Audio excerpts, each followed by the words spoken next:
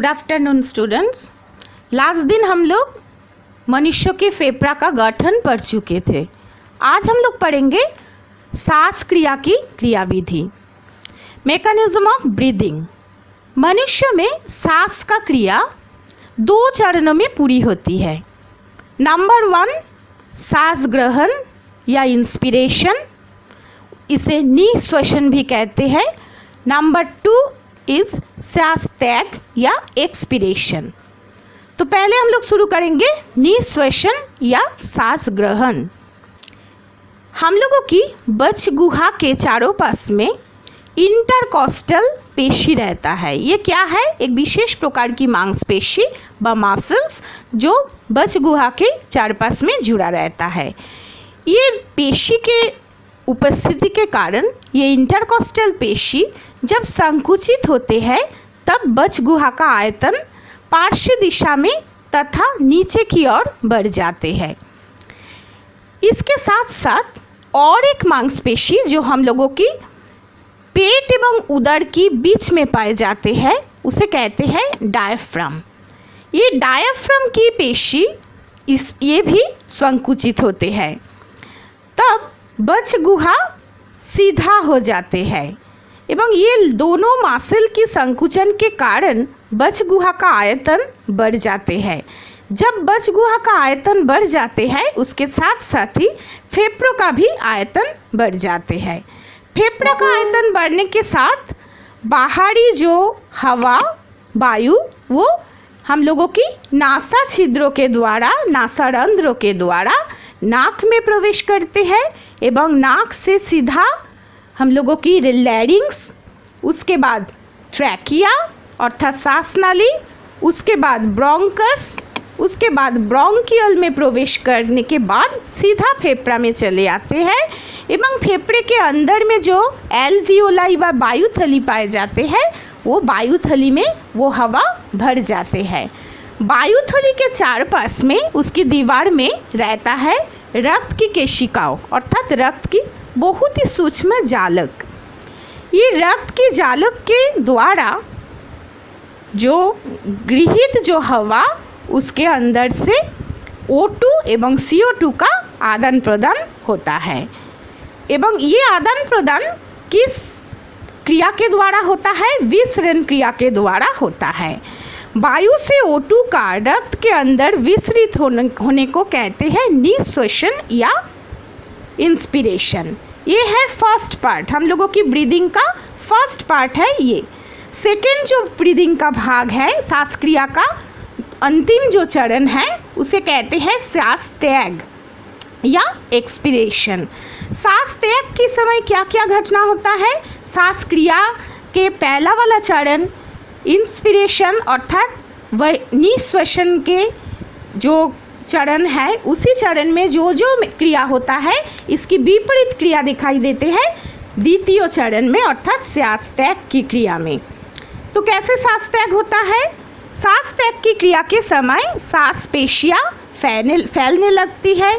फैलने के साथ साथ इंटरकॉस्टल मसल भी फैल जाते हैं, उसमें प्रसारण होता है। इंटरकॉस्टल मसल प्रसारण के साथ साथ और एक मसल जो डायफ्राम है, डायफ्राम में भी प्रसारण होते हैं। डायफ्राम जब प्रसारित हो जाते हैं तब बच गुहा का आयतन भी घट जाते हैं। आयतन घटने के साथ साथ बच गुहा छोटी हो जाती है एवं फेफड़ों के ऊपर में एक दबाव तैयार होता है, एक प्रेशर तैयार होता है। ये दबाव के कारण फेफड़ों के अंदर में जो वायु भरा रहता है वो वायु धीरे धीरे ब्रोंकस, ब्रोंकियल्स, ट्रैकिया व सांस नाली, उसके बाद फेरिंग्स एवं लैरिंग्स के द्वारा सीधा हम लोगों की नासिका में चले आते हैं, विपरीत दिशा में उठते हैं। नासिका में आकर नासिका छिद्रों के द्वारा बाहर निकल जाते हैं। तो इसी जो क्रिया है इसे ही कहते हैं सांस क्या त्याग की क्रिया।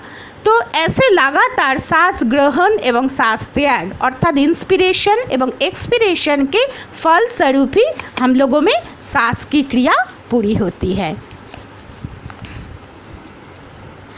नेक्स्ट जो टॉपिक हम लोग पढ़ेंगे वो है लंग्स एंड हेल्दी लाइफ अर्थात फेफड़े एवं स्वस्थ जीवन। देखो हम लोगों की स्वस्थ जीवन के लिए फेफड़े को स्वस्थ रखना अर्थात हेल्दी रखना एवं उसे संक्रमण मुक्त रखना बहुत ही आवश्यक है।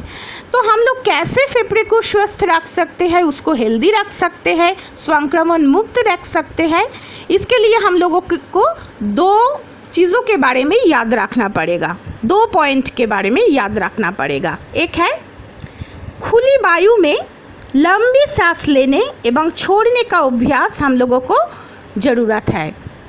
इससे फेफड़े स्वस्थ रख सकता है एवं स्वच्छ भी हो सकता है। फेफड़ों के आयतन में वृद्धि होती है एवं इसकी फलस्वरूप O2 एवं CO2 का आदान प्रदान अधिक होता है। हम लोगों में ताजगी एवं स्फूर्ति आती है। सेकेंड कारण क्या है, फेफड़े को संक्रमण मुक्त रखने के लिए हम लोगों को धूम्रपान त्याग करना चाहिए, क्योंकि धूम्रपान यथा सिगरेट, बीड़ी ये आदि को पीना, ये इसमें क्या होता है, फेफड़े के जीवन के लिए, हम लोगों की स्वास्थ्य के लिए, मनुष्य के जीवन के लिए बहुत ही हानिकारक होता है। धूम्रपान के समय फेफड़े में विषाक्त गैस, कार्बन के सूक्ष्म कण आदि प्रवेश करते हैं। ये गैस एवं कार्बन कण फेफड़े में प्रवेश कर सीधा चली जाती है एल्वियोलाई में, वायुथली में। एल्वियोलाई में भी जो दीवार है, उसी दीवार में ये सारे कार्बन की कण जम जाते हैं, जिससे गैसों का आदान प्रदान में अवरोध होता है।